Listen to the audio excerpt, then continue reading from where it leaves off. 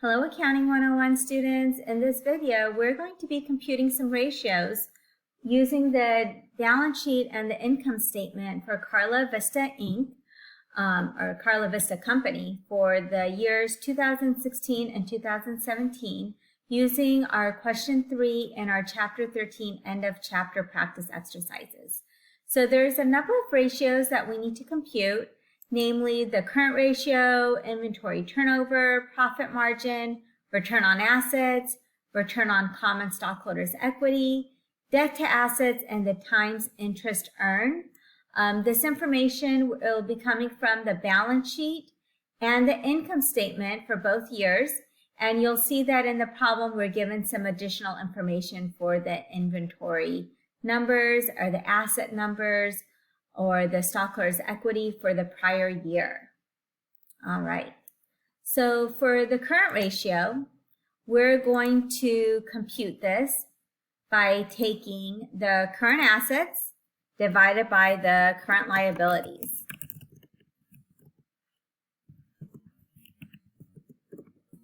And both of these can be found on the balance sheet. So for the first year of 2017, we're going to take 1520 divided by 1030. So that equals 1.48. And for the prior year, it's 1450 divided by 920. And that equals 1.58. As a higher current ratio is better, the company had a better current ratio in 2016. Next, we're going to be doing the inventory turnover, which is going to take our cost of goods sold divided by our average inventory. So we're going to compute these numbers for both years. For 2017, our cost of goods sold coming from our income statement is 1085, and our average inventory is going to take the end of 2017 and the end of 2016, because 1 year's ending is the next year's beginning. So we're going to add up the inventory divided by 2. For 2016, we're going to compute the average inventory by taking the 2016 number plus the 2015 number, which is given to us in the data, add them together, divide by 2. And you'll notice that our average inventory was higher for 2017. So we had a better average inventory for 2017. Next, we're going to be computing the profit margin, which is going to take our net income divided by our net sales. So we want to assess how does our sales relate to income at the end of the day. So we're going to need to scroll down to our income statement to pull these numbers. So our net income for 2017 is 210 divided by our sales revenue. So it's about 5.5%. Versus 2016, we ended up with 70,000 in our net income.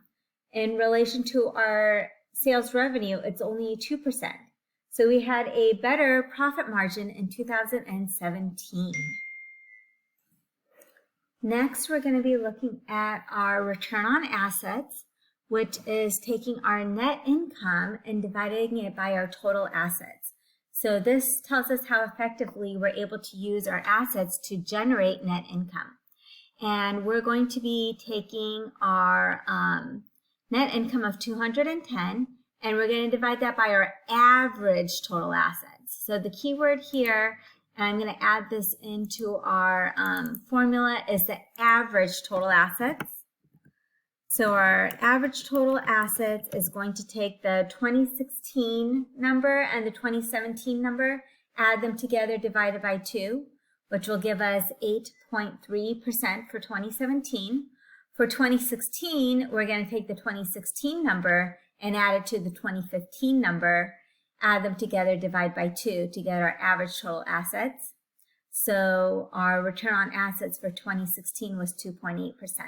So this shows us that in 2017, our net income has increased as we've been able to better utilize our average total assets to generate that net income. So that's a very important measure for a lot of companies. The next ratio that we're going to go over is our return on common stockholders' equity. For the return on common stockholders' equity, we take our net income and we divide that by our average stockholders' equity. So once again, we're going to be taking our net income from the income statement. And this time we're going to be looking at our common stockholders' equity line item. We're going to add up 2017 and 2016, divide by 2 to get our average for the first year. And we'll see that our average return on common stockholders' equity is 18%.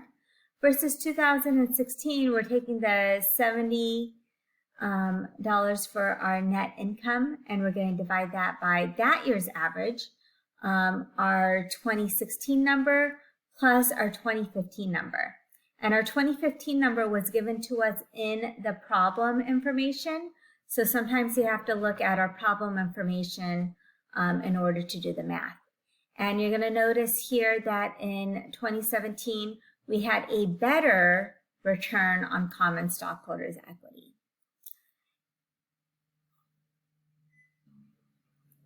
Now we're looking at our debt to assets ratio, which will be using the information that's from our balance sheet.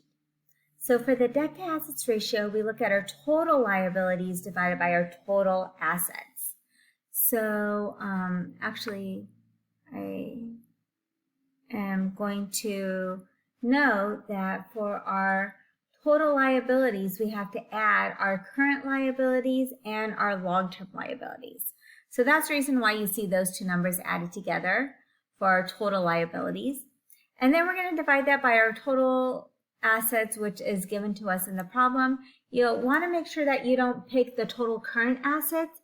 You want to pick the total assets for each year respectively. And then for 2016, we have our current and long-term liabilities that we need to add together and divide that by our total assets for 2016. And what we see here is that for 2017, we had a higher debt to assets ratio, but that's not a good thing. The company actually did better in 2016 compared to 2017 because you want to have less total liabilities divided by total assets. So one of the things that is special about the debt to assets ratio is that a lower number is better.